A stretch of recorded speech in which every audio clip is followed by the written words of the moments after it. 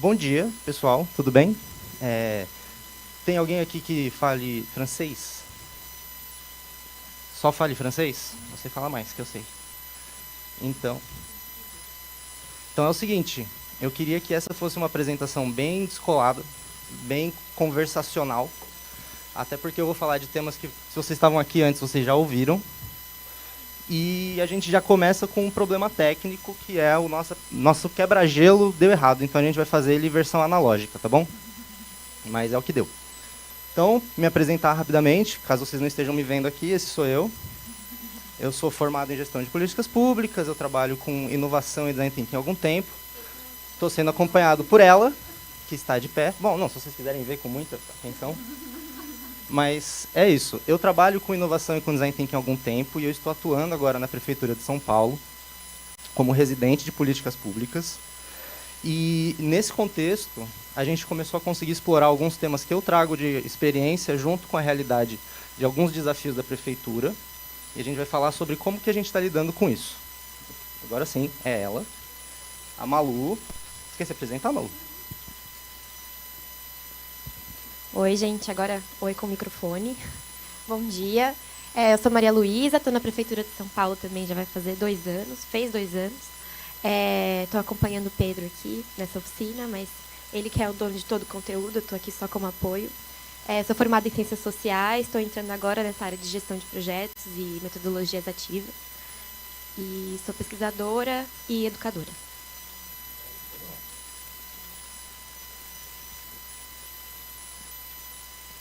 Se vocês quiserem tentar, vai que alguém consegue. Mas esse seria o nosso quebra-gelo, que por algum motivo a gente não está conseguindo acessar pelo QR Code ali em cima. Mas essa aqui seria a nossa parte de apresentar uma forma do problema que a gente trabalha normalmente, trabalhando com políticas públicas. Então eu vou contar a história para vocês de memória. E vocês, quem aqui é da geração do Pense Bem? Alguém? É um brinquedo que nós tínhamos. Suponho que tem outros nomes em outras regiões do mundo, mas era como se fosse um jogo de RPG meio analógico. Você tinha caderninhos com as historinhas, e essas historinhas tinham 4 opções, e conforme você escolhia a opção, ela te mandava um pouco para frente na história, e você lidava com as suas consequências. Era ótimo. E a gente vai fazer algo parecido, só que agora full analógico, eu contando a história, e vocês podem me responder mais ou menos o que vocês acham que acontece. A gente vai se inspirar num artigo sobre a utilização do design thinking para resolver problemas complexos em políticas públicas. Então, na década de 90, na região de Hyderabad, na Índia, eu não sei se eu pronunciei isso certo, desculpa, mas lá em Hyderabad, eles tinham um problema muito sério de cólera sendo disseminado na população. E não existiam, em muitas dessas regiões, não existia nenhum tipo de saneamento. Então, o acesso à água de muitos vilarejos, muitas pessoas, dependia de poços locais, que muitas vezes eram contaminados. E desse problema que saía a contaminação e a epidemia de cólera. E aí eu quero que a gente agora se coloque no lugar de uma pessoa, que a gente vai chamar ela de Shanti, que é o caso que a gente vai estudar. E a Shanti, ela tem que escolher. Ela tem um poço, que fica a 200 metros da casa dela, e ela usa esse poço há muito tempo. Mas agora, junto com a iniciativa do governo de Naand, né, acho que o nome da empresa que fez o tratamento de água junto com o governo se chamava Naand, ela tinha uma opção. Ela podia ir pegar a quantidade de água que ela e a família dela usavam em uma semana, pagando uma quantia irrisória, muito acessível mesmo, garantindo que a água fosse limpa. Se vocês fossem a Shanti, primeira pergunta, vocês continuariam indo para o poço ou vocês iriam para a estação de tratamento? Vocês, por favor, participem, tá, gente? Porque era para ser online, não está saindo, vocês podem falar. Quem iria continuar no poço? A princípio, ninguém. Mas aí a gente tem que lembrar o seguinte, para ir buscar água, a estação fica a 2 km. E a Shanti tem o poço a 200 metros. Quem continua indo para a estação? Alguém? Sim? Vamos insistir na estação, porque cólera, ruim, né? Mas a Shanti não consegue pegar a água, porque são mais ou menos 40 litros de água por galão. Ele é um galão gigante que ela não consegue carregar. A Shanti é do tamanho dela, mais ou menos. Então, quem aqui é brabo de levar 20 a 40 quilos de água nas costas por 2 quilômetros? Ninguém, eu não sou. Eu gosto de treinar e tal, mas isso aí é muito pesado para mim. Então, não dava. Não dava. Quais são as alternativas da Shanti, então? Ou ela se vira para carregar 40 quilos de água toda semana. Ela pode fazer o quê? Ela pode pegar um grupo de amigos. Todos juntos a gente vai carregar 40 quilos de água por dia. A gente volta, todo mundo tem água. Não é muito prático. O que as pessoas acabaram percebendo? Né? Chamaram uma consultoria de inovação, porque dentro da operação da Naand, eles perceberam que as pessoas não estavam usando a água. Então tinha muito mais água e tinha pouco uso da capacidade. Foram fazer esse estudo, chamaram a empresa responsável por fazer essa consultoria, e foi isso que eles perceberam. Quem que vai buscar água? É a Shanti. Por quê? Porque o marido da Shanti, o pai da Shanti estão trabalhando. A Shanti pode ir de carro buscar a água dela? Não tem água, não tem carro. Uma população de baixa renda, com poucos recursos. Então eles perceberam, muito rapidamente, que eles não iam conseguir, por exemplo, levar água encanada em tempo hábil para essas pessoas. A parte de infraestrutura demora. Eles perceberam que eles não iam conseguir, por exemplo, fazer com que as pessoas se organizassem para fazer um sistema de coleta comunitária. Isso também era uma coisa difícil para eles. Qual é a solução? Que é meio óbvia, talvez, mas... O que vocês fariam para mudar essa tática de abastecimento de pessoas que vão buscar água a pé? Alguém tem alguma sugestão? Não? Ninguém? Nada? Um carrinho de mão, eles podiam ceder um carrinho de mão. Eles tiveram uma ideia um pouco diferente, eles diminuíram a quantidade de água que ia nos vasilhames. Eles diminuíram os vasilhames para tornar acessível. As pessoas podiam ir menos vezes, pegar menos água, e só esse câmbio de percepção foi o suficiente para fazer com que as pessoas conseguissem subir, né, na AND, a estação de tratamento, tivesse mais de 80% de adesão depois de algum tempo. Talvez tivesse ficado mais bonitinho fazendo no celular, mas a história é um pouco essa. Quando a gente está trabalhando com políticas públicas, a gente está lidando com muitas pessoas, a gente está lidando com múltiplas realidades. É muito importante a gente pensar cada vez mais em trazer as pessoas, trazer os cidadãos para dentro do processo de construção dessas soluções. A gente trabalha muito com a questão de participação, mas a gente entende que a cocriação é um passo além da participação, que é isso, a gente empodera, através de uma colaboração direta, os munícipes, os cidadãos, a serem parte da sugestão, do desenho, do controle e da avaliação do processo de criação de políticas públicas. Então, por que a gente trabalha com cocriação? O redesenho, ou o desenho e a criação de políticas públicas, é um processo muito complexo. E, como não está com essas pessoas no centro dele, a gente, às vezes, perde percepções que, para quem está vivenciando aquilo... Tinha alguém aqui na apresentação anterior? Essa turma aqui? Quando você pega o ponto de vista de uma criança, por exemplo, você está coletando as impressões de um tipo de usuário. Então, esse processo de criação e cocriação depende muito de como você recorta o seu desafio e o seu usuário. E esse processo de participação ativa casa perfeitamente com uma metodologia que a gente conhece, que é o Design Thinking. Então, hoje eu vou trazer para vocês uma conversa um pouco rápida, um overview do que é o Design Thinking e por que ele encaixa bem em processos que trabalhem com cocriação. Essa água aqui é para mim? Sim. Sim.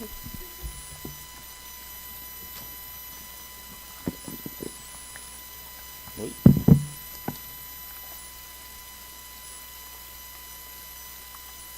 Um segundinho. Acho que eu consegui.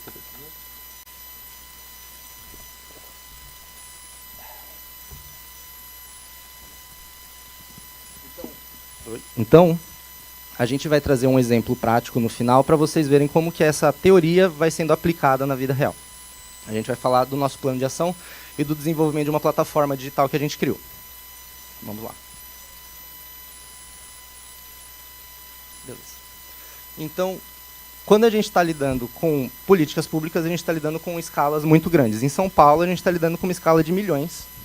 E aí esse processo de cocriação é sempre um problema, é sempre uma dificuldade de ser feito, de ser promovido as ações de cocriação dentro de uma gestão, porque elas acarretam riscos muito grandes.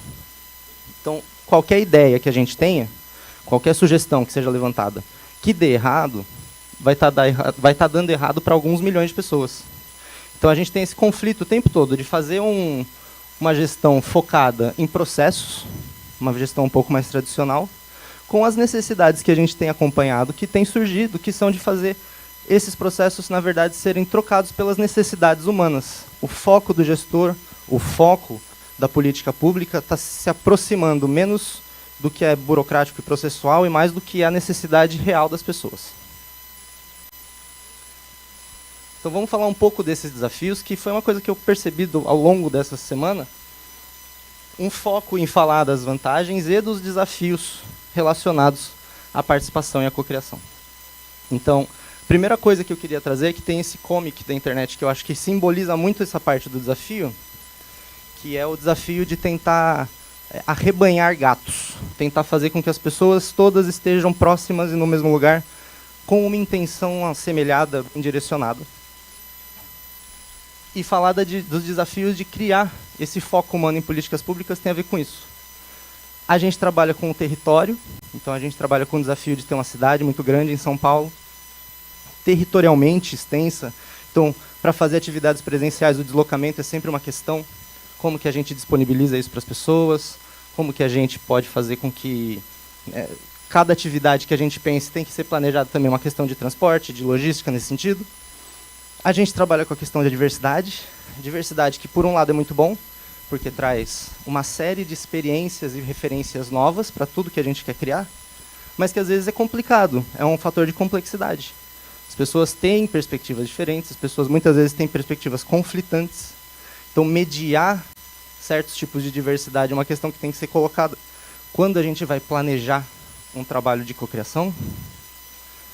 Quando a gente está chamando essas pessoas, a gente tem muito que lidar com a questão das expectativas e frustrações, que eu acho que é algo que foi muito discutido essa semana. Como que a gente consegue animar e estimular a participação, sem ao mesmo tempo criar expectativas que vão ser frustradas, garantindo que as pessoas entendam a delimitação do desafio, a delimitação da participação delas. Esses são trabalhos que a gente tem que considerar, mas são elementos que a gente não controla de forma prática. A gente não controla o tamanho da cidade ou a diversidade do nosso público. A gente tem algumas ferramentas que ajudam a direcionar isso, mas o principal que eu percebo que a gente consegue brigar dentro da nossa esfera de atribuições é na questão de cultura organizacional. E é disso que eu vou querer falar agora. Então, eu trouxe um modelo de análise de cultura organizacional que é de um autor chamado Geert Hofstede.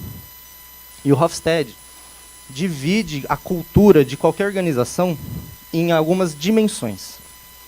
Essas dimensões ele chama de distância do poder, coletivismo versus individualismo, controle de incertezas, orientação para o desempenho, orientação para longo prazo e indulgência. Então vamos uma por uma rapidinho. Distância do poder é o quão vertical a sua organização é. Quão próximo você está de quem tem o poder de tomar de decisões. Se você está próximo dessa pessoa, é mais horizontal. Se é uma questão mais distante, se você tem pouco acesso, se você não consegue chegar nesses tomadores de decisão, é uma organização mais vertical.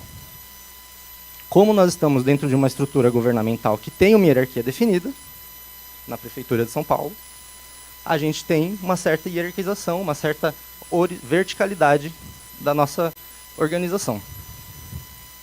Ao mesmo tempo, a gente tem um aspecto um pouco mais coletivista, eu entendo. A gente não está num ambiente de alta competitividade interna dentro da prefeitura, a gente está trabalhando para objetivos comuns, e aí a gente tem um lado bom, que é isso, é um ambiente muito propício para colaboração, para cooperação, para distribuição e compartilhamento de ideias. Por outro lado, também, no controle de incertezas, é o que eu estava falando, a gente está falando de uma escala de 12 milhões de pessoas em São Paulo, mais ou menos. É difícil apostar com 12 milhões de resultados. A gente não gosta disso, a gente tem muita aversão à incerteza dentro de organizações públicas. A burocracia é justamente para reduzir isso, né? E aí a orientação para o desempenho depende da liderança. Orientação para o desempenho é um pouco assim, vocês já ouviram a expressão, eu não quero saber se o pato é macho, eu quero o ovo?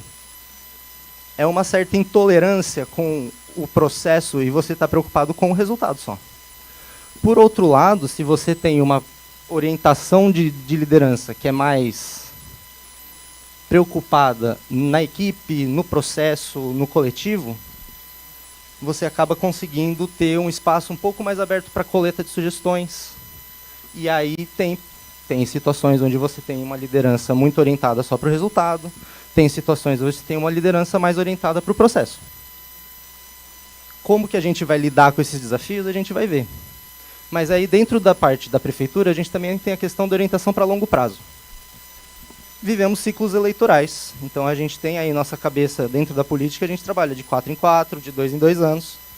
Depende muito de como você entende o que é longo e curto prazo. Mas vamos pensar que, no geral, 4 anos é médio prazo. Então, os projetos e as iniciativas que vêm e que são feitas nesse ambiente, dificilmente vão ser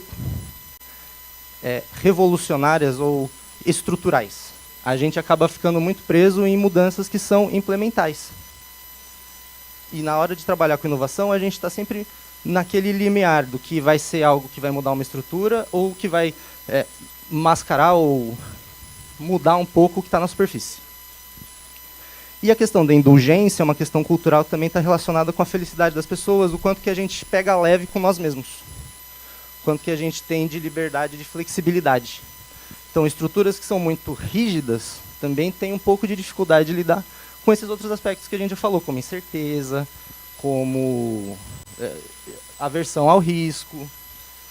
Então, pensando nisso, e aí vocês também pensem mais ou menos nas realidades de vocês, como que vocês enxergam um processo que precisa ter foco humano?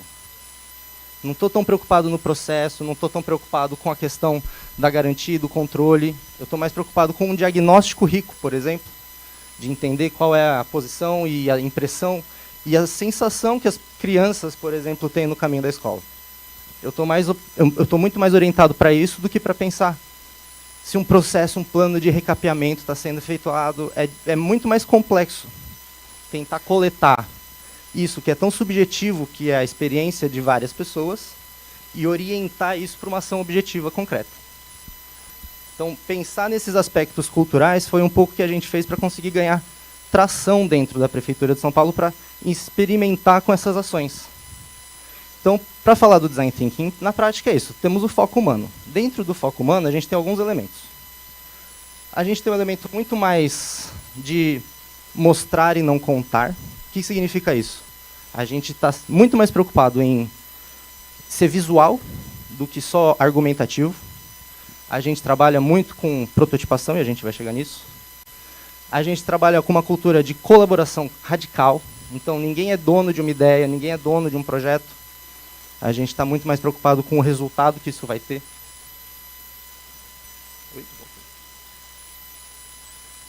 Também é voltado para a ação, no sentido de que a gente está sempre experimentando. Então, a nossa principal forma de saber se a gente acertou é a tentativa e erro. Isso é a parte do risco que a gente estava falando também. E para lidar com isso, a gente trabalha muito com protótipos. Então, a gente tenta sempre reduzir e simplificar ao máximo os pontos centrais de uma solução para tentar criar um ambiente ou uma situação onde a gente consiga replicar em menor escala. E aí a gente consegue controlar um pouco essa questão do risco. E esse é o processo, uma ideia geral, tá? Só bem didático para vocês. Mas o processo do Design Thinking, no geral, segue essas etapas.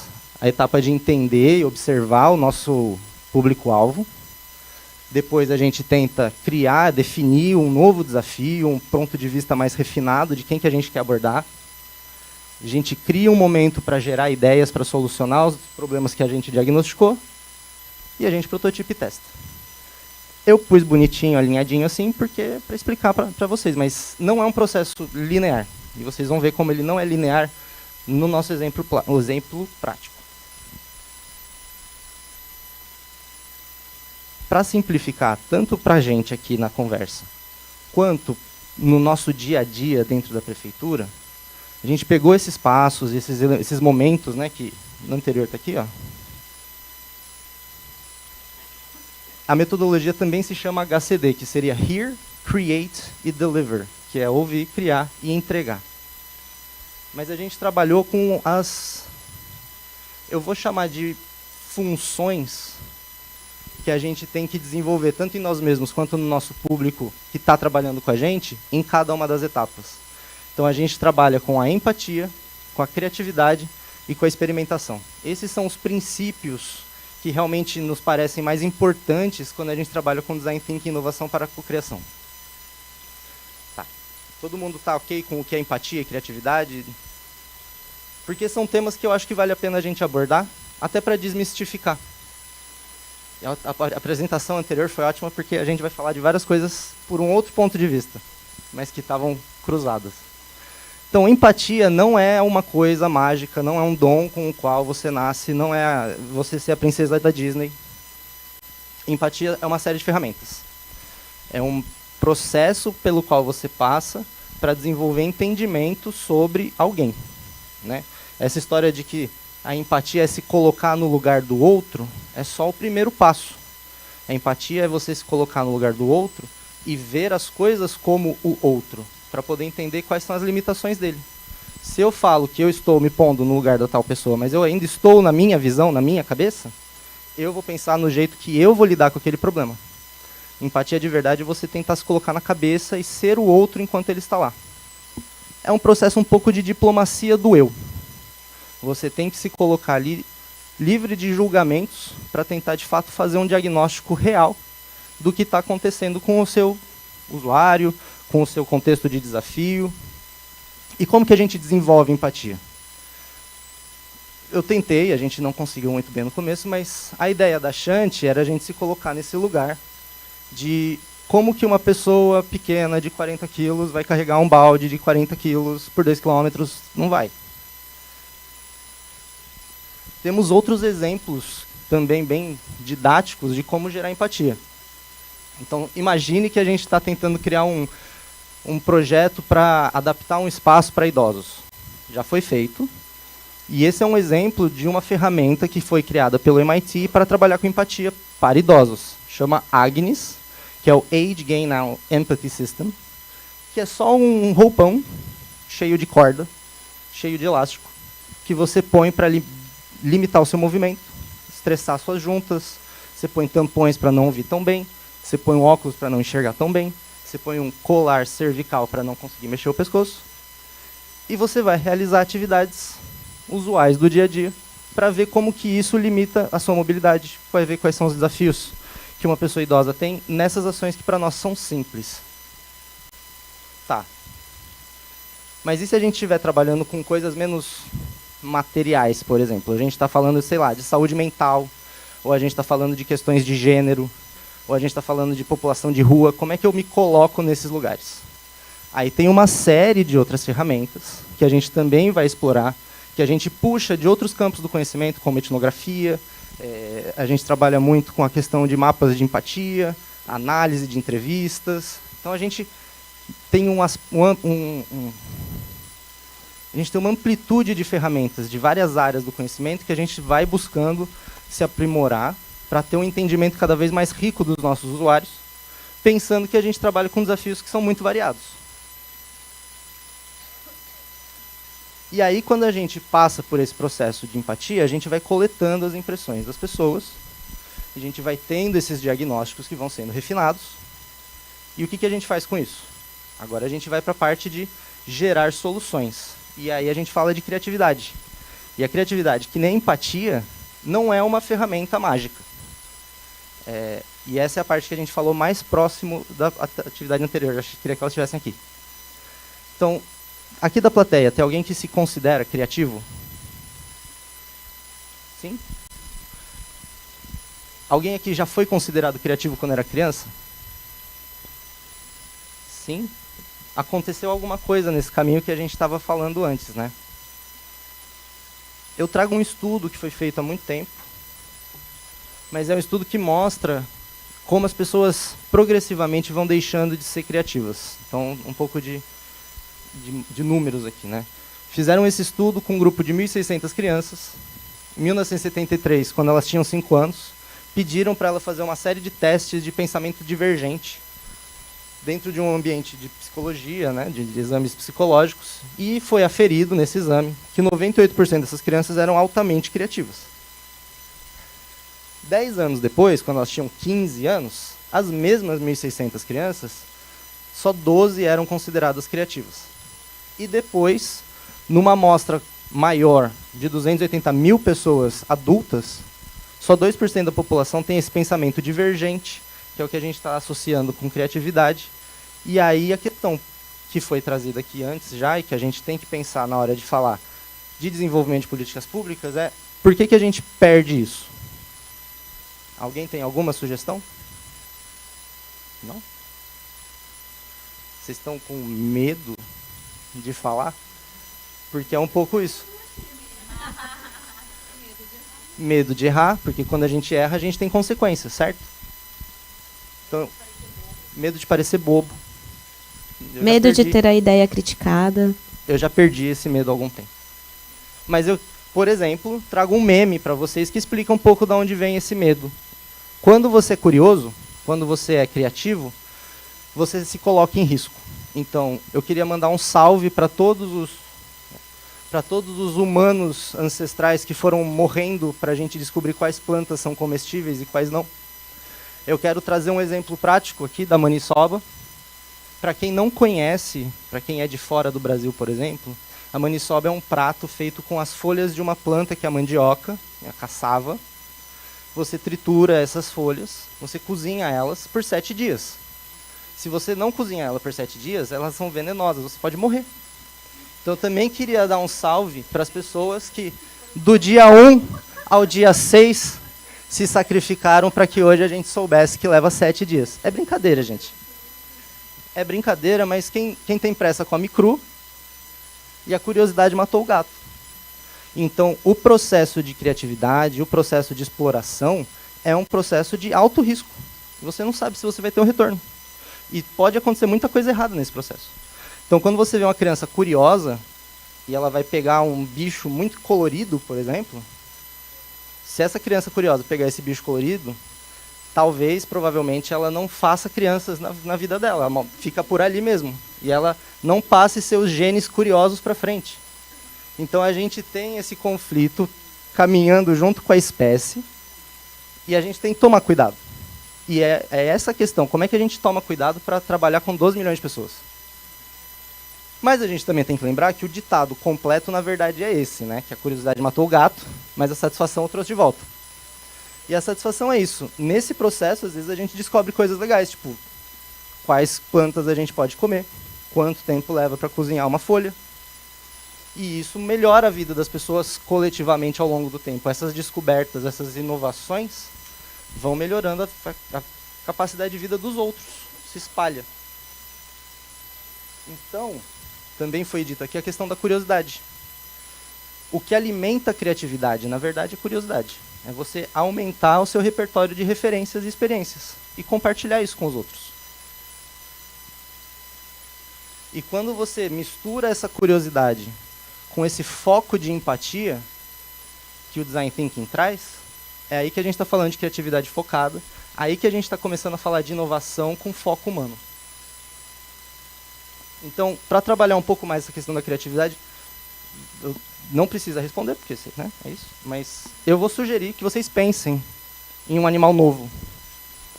E eu acho que ninguém vai conseguir pensar em nada novo. Eu vou dar o meu exemplo, pode ser? Passar direto para ele? Tem nada de novo aqui, certo? Tem um ator, tinha, né? Um apresentador muito famoso do Brasil que chamava Chacrinha. E ele dizia que nada se cria, tudo se copia. E é um pouco verdade. É um pouco verdade. Não tem como a gente criar nada de novo do vazio. O nosso processo é para pegar coisas diferentes que talvez ninguém tenha pensado em como misturar, e dessa mistura a gente cria algo novo. E a gente sempre trabalha muito colaborativamente, porque é isso. Quanto mais mentes a gente tiver, quanto mais experiências, mais referências a gente tiver dentro de um grupo, maior a nossa possibilidade de soluções. E o brainstorming, que é a principal ferramenta, né, o toró de ideias, se vocês quiserem abrasileirar, é a nossa ferramenta, é o nosso espaço de fazer com que essas trocas aconteçam É onde a gente reduz o risco de quê? De ter uma ideia boba, falar uma bobagem. A gente cria um rito onde naquele espaço não tem julgamento. E ali não tem errado. Só experimentação. Criar isso dentro de uma instituição pública é muito difícil. É o nosso maior desafio. Mas a gente tem conseguido e a gente tem convencido tomadores de decisão de que esse é um processo que vale a pena arriscar, de que esse é um processo que vale a pena participar. E que nessa coisa de colaboração radical, a gente tem que todo mundo junto é mais criativo do que qualquer um que se ache muito criativo.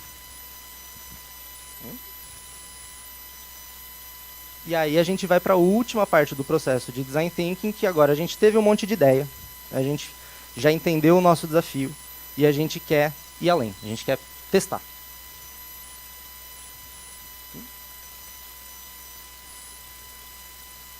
Então, quando a gente quer testar as coisas, a gente está, na verdade, querendo reduzir o nosso risco. Do mesmo jeito que a criança que está lá mexendo com um bicho colorido está estimulada pelas cores, se a gente deixa ela brincar com um bicho que é uma cobra coral, a gente está sacrificando uma criança. Se a gente dá um brinquedo colorido, preto e vermelho para ela, a gente está ensinando ela está se estimulando e ela não está correndo risco de vida. Nosso trabalho com a prototipação é um pouco essa coisa lúdica, de tirar o risco do projeto, tirar o risco da participação e ainda assim ter os ganhos que as pessoas têm ao explorar, ao testar. E aí quando você tem esse processo, você tem o que mostrar, ao invés de contar. E é muito mais fácil de as pessoas participarem daquela solução. Então, vou dar um exemplo aqui. Prototipar e testar serve para 4 coisas. Obviamente, para testar as coisas. Funciona? Não funciona. Esse é o nível mais básico. Mas depois, você também está ganhando empatia. Porque quando você entrega aquele resultado, por mais preliminar e falho que ele seja, para um usuário, esse usuário vai ter algo para trabalhar. E aí, com essa relação, você já volta para o começo do processo, que, lembrem, não é linear, e você já está estudando o seu usuário de novo para ver como ele interage com a solução, como ele interage com o modelo, o que ele não gosta, o que ele gosta. Serve também para inspirar, porque a gente já ouviu muito também essa semana. O maior problema que a gente tem de confiança é ouvir e não responder. Então, um protótipo, por mais breve, rápido e conceitual que ele seja, é um momento de contato, é um momento de resposta de devolutiva. E isso anima, isso inspira a população, o cidadão, as pessoas que estão nesse processo a continuar. E ajuda você a procurar outros caminhos e abrir novas frentes de exploração e outras soluções possíveis. Então tem um gráfico, né, que ajuda a entender isso, que é o seguinte. Se você tem um projeto e você já tem a solução e você encaminha todos os seus recursos ao longo do tempo e aqui você descobre que tem um erro, um problema, você perdeu tudo isso aqui. De recurso, de tempo, de confiança do cidadão. Se você testou aqui, você só perde isso aqui com o que está errado. E você tem tempo para mudar. Então, do ponto de vista da gestão do projeto, se dar esses momentos de teste, ter isso muito bem planejado, quais e quando vão ser feitos, ajuda a convencer os tomadores de decisão de que esse é um processo que vale a pena ser expandido. Isso é um processo que não tem todo esse risco que a gente não saber qual é o resultado de saída parece trazer. E quanto mais você faz isso durante um projeto, menor o risco do projeto. Quanto maior o número de protótipos, menor o risco. Você vai sabendo exatamente onde você está. E aqui é um exemplo rústico também, né, de como funciona esse processo de prototipação. Você não vai entregar um negócio andando no começo. Primeiro você tem um conceito, você testa. Papelzinho voou, talvez tenha alguma coisa aqui. A gente elabora um modelo um pouco mais sofisticado. O modelo mais sofisticado serve para a gente ver como que a estrutura pode ser mantida ou não. E por fim, quando está tudo bem treinado e praticado, você pode chegar no modelo prático, atual, funcional, que pode ser entregue e funcionar como se fosse algo final. Mas não é. É um processo que não tem fim. Aquele aviãozinho bonitinho pode virar outra coisa também. A gente só não está lá ainda. E agora eu vou falar do que a gente fez na prefeitura usando essa metodologia. Posso pegar uma aguinha?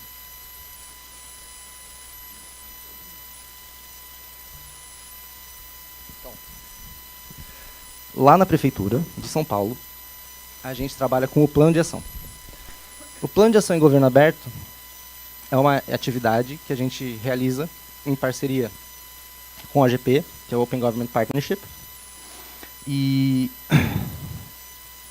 ele se trata de um projeto de abertura do governo, para que as pessoas possam participar, para que elas exponham suas necessidades.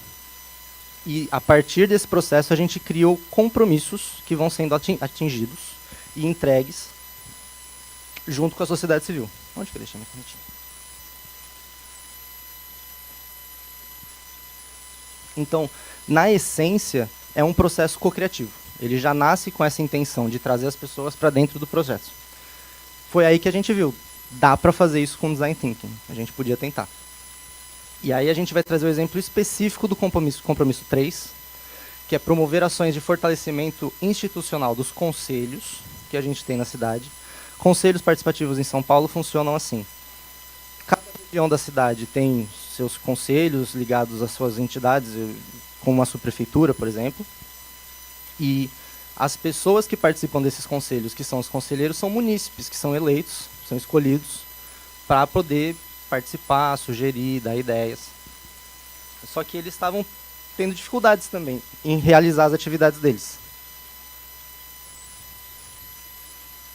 Esse template. Bom.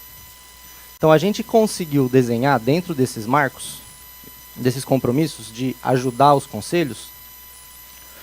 Uma coisa que surgiu foi que eles queriam o desenho de um mecanismo de comunicação.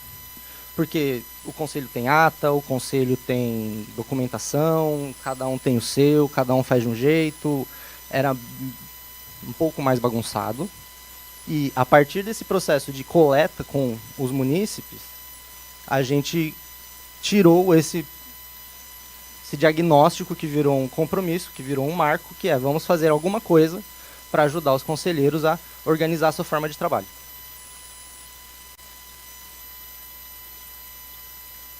Então, para chegar aqui, o terceiro plano de ação foi construído a partir de um fórum de gestão compartilhada, que tinha como objetivo justamente conduzir esse processo inicial de diagnóstico, junto com a população, junto com a sociedade civil organizada.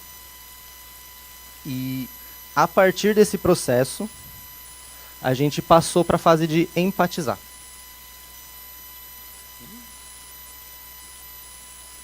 Então, o nosso primeiro desafio preliminar era, do processo Design Thinking, como que a gente vai identificar quem são os nossos usuários para esse desafio de um mecanismo para conselheiros. A gente mapeou a cidade, a gente viu quantos conselhos tinham. Então, são 59 conselhos, são 15 secretarias envolvidas. E cada secretaria tem um número de conselhos. Então, as secretarias que mais têm conselhos, que tem acho que 14, é a Secretaria de Direitos Humanos. Depois você tem secretarias que só tem uma, secretarias que tem 3, mas no total a gente viu que era um trabalho bastante extenso, considerando que são 59 conselhos. Cada conselho com seu número de conselheiros, cada conselheiro também tendo que responder a gestores de conselhos. Então era um desafio complexo. A gente não tem especialidade, por exemplo, em criar plataformas dentro da nossa equipe de governo aberto. Então a gente não tem capacidade interna de programação. Mas a gente estava com esse desafio de o que é que essas pessoas precisam. Então a gente precisava desenhar a solução. Com essa visão mais clara de qual é o tamanho do desafio, a gente entendeu que os nossos principais agentes, os nossos principais usuários ali seriam os conselheiros, os diretamente interessados, não tinha como escapar deles, mas também vimos que a figura que mais lida com os conselheiros são os gestores de conselhos. Então a gente fez um processo de escuta dos dois grupos para tentar tirar deles o que a gente tinha de diagnóstico para ajudar a criar essa plataforma. Então a gente realizou essas duas oficinas, uma no dia 17 de maio, a outra em 12 de dezembro, e isso traz a gente de volta para aquela primeira questão que eu estava falando. Organizar e juntar as pessoas é um desafio. Criar esses ambientes colaborativos é difícil. Trazer as pessoas, marcar uma data, é um trabalho a mais.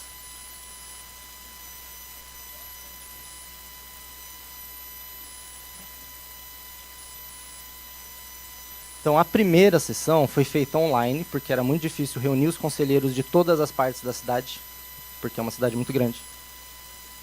E a gente percebe, inclusive, que fazer esse tipo de atividade colaborativa online é menos eficiente, a troca fica mais engessada, as pessoas ficam mais reticentes de participar. Mas a gente conseguiu levantar, nesse dia, com essas pessoas que participaram, então a gente teve a participação tanto da nossa parte do poder público como membros da coordenadoria, como membros da sociedade civil, em organizações como o Delibera Brasil e o INSPRO, que são nossos parceiros lá, com os conselheiros diretamente, e a gente fez uma oficina de coleta muito simples. A gente se apresentou, a gente trabalhou com eles uma árvore de problemas, para tratar quais são as expectativas que eles têm e o entendimento que eles têm dessas questões de organização, de documentação, de interação entre eles. A gente apresentou o que a gente tinha entendido deles na nossa fase inicial de coleta, e a gente fez essa validação a partir dessa ferramenta. Faltam 5? Então vou correr. Então, com esse processo, a gente identificou um problema central, que é a desvalorização dos conselhos, os conselheiros se sentindo desimportantes, defraudados, frustrados. A gente tinha problema de falta de comunicação, de eles não terem seu trabalho valorizado ou visto pela cidade. Esse era o ponto de vista dos conselheiros. Então, nessa primeira fase da dinâmica, a gente pediu para eles se organizarem em grupos, e a gente fez esse trabalho de como se fosse uma mistura de empatia e coleta com criatividade e geração de resposta já. Então, o que pode facilitar o dia a dia de um conselheiro, qual que são os limites do trabalho de vocês e como que uma ferramenta poderia ajudar vocês nisso. Eles fizeram a apresentação das contribuições deles, que eu vou mostrar já já, e aí a gente fez a mesma oficina com os gestores de conselhos. Mesma coisa. Então, a diferença é que, como eles são servidores, a gente tinha um acesso mais pronto a eles, a gente conseguiu fazer essa reunião presencial. E a gente conseguiu uma coleta mais expressiva, mesmo tendo um número menor de participantes. Então, uma vez que a gente mostrou para eles qual era o desafio e qual era o entendimento dos conselheiros sobre o tema, eles puderam fazer como se fosse uma mini acariação e falar, a gente concorda com essas questões, a gente tem um outro ponto de vista sobre essas. Então, ambos os públicos concordavam, os conselheiros precisavam de formação. Por um lado, os conselheiros porque sentiam dificuldade em realizar as suas tarefas, e os gestores porque tinham dificuldade em lidar com os conselheiros e ter ali um trabalho feito na mesma página. Então, depois que a gente fez essa cariação, a gente coletou um monte. Eu fui contando para vocês aqui. Mas aí no final a gente tinha um monte de post-its com um monte de diagnósticos e sugestões, e a gente tinha que pensar no que fazer com isso. Então, do mesmo jeito do grupo anterior apresentou, a gente fez um trabalho de agrupamento e tematização. Então a gente tinha um monte de sugestões e diagnósticos sobre o que é divulgar, o que era para questões de divulgar o trabalho dos conselhos, o que era questão de informar os conselheiros, o que era questão de treinar e formar os conselheiros. A gente foi juntando e colando tudo que tinha a ver, e a gente foi vendo por número de vezes que a mesma demanda aparecia, o que parecia ser mais urgente, e desse jeito simples a gente construiu um mapa um pouco mais elaborado de princípios de design que seriam o que nortearia esse tal desse site, essa plataforma que virou um mecanismo de colaboração entre conselhos. Então a gente tinha que eles precisavam de um ferramental específico para padronizar atas, para organizar documentação, coisa de conselheiro mesmo. E também essa questão principal de informação e divulgação. As outras que foram ficando mais distantes é porque elas eram menos mencionadas. Não necessariamente elas fossem menos importantes, mas como elas eram menos presentes na parte de quem estava participando, a gente priorizou essas 3 primeiras. E esses foram os princípios de design que a gente conseguiu tirar.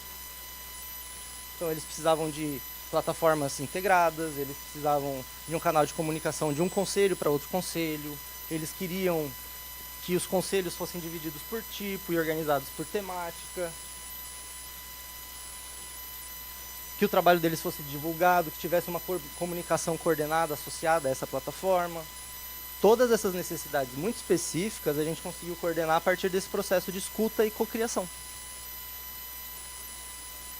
E quando a gente chegou na hora do vamos ver, eu não sei programar, eu não sei fazer nada de Java, de C, a Patrícia, que é a minha coordenadora, também não.